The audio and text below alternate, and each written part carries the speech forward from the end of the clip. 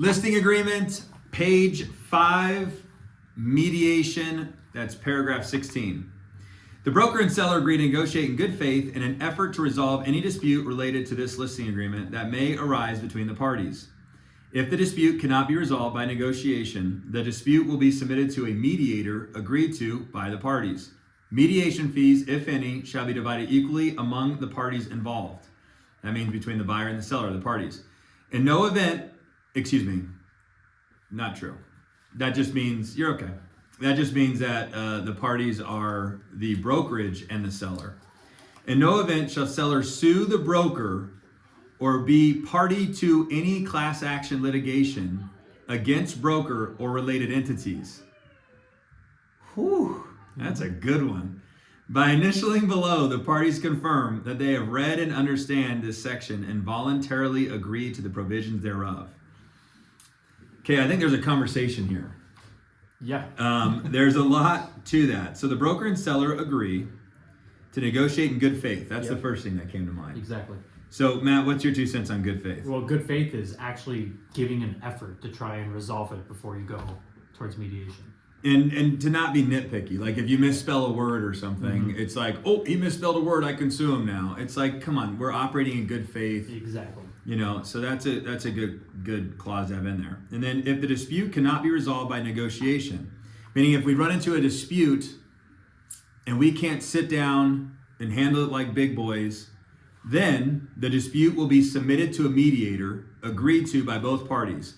So I believe the LVR used to mediate, but they don't do it anymore. They don't do it anymore. Now I think it's a third party that you go through. It's for mediation services. So I would assume that you would go to Las Vegas mediation company on Google and then find a company, and then the parties to this agreement, which would arguably be the designated listing agent, the broker, and the seller, would have to participate equally in the cost of that mediation. And that's what this says. Mediation fees, if any, shall be divided equally among the parties involved.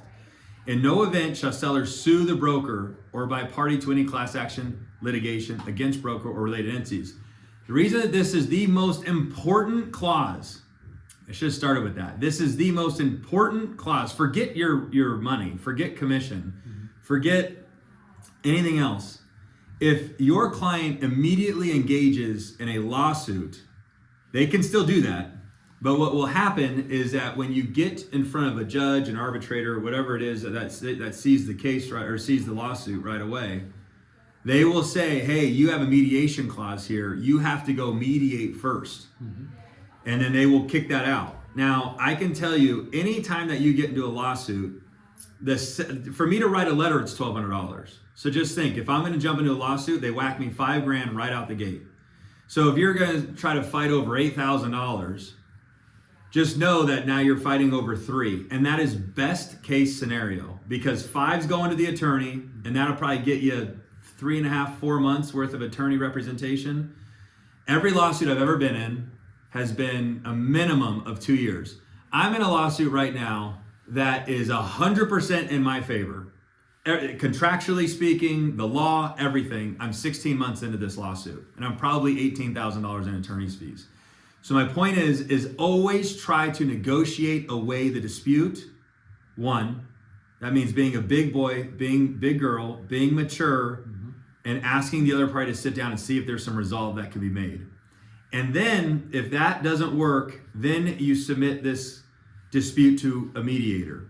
And then you go to mediation, and you can try to work it out there. There's rules to mediation. But when your client or anybody starts going, I'm going to sue, I'm going to call my attorney. Exactly. Just look at this, okay? And also, when you're filling these out, the transaction desk usually has these auto-populated as initials for the broker and for the seller. But just go back and check. You have to check anyways. I highly suggest you go in and you check, because there's a few sections here that you need to delete initials. Make sure these initials are where they need to be, because if you submit a listing agreement and you go live and you don't have these initials, you're now exposing yourself. Absolutely. And I'll tell you, if you send me the listing agreement for signature, the 2 things I always look for, and actually I don't even care about signing a listing agreement. My first thing is if I don't see this populated for my initial, I just decline it right away. because I'm not signing up for that. And that's why you have a good broker. Yeah, Because so. he's not going to sign a listing agreement that exposes you. Nope. So there's a lot of conversating there. I think that this is long-winded, but I think it's a real value. And Matt, I know you know how important this clause is. Yep. It keeps you out of the courtroom. It keeps everybody sober. So always get the seller's initial on the listing agreement, page 5, paragraph 16, mediation.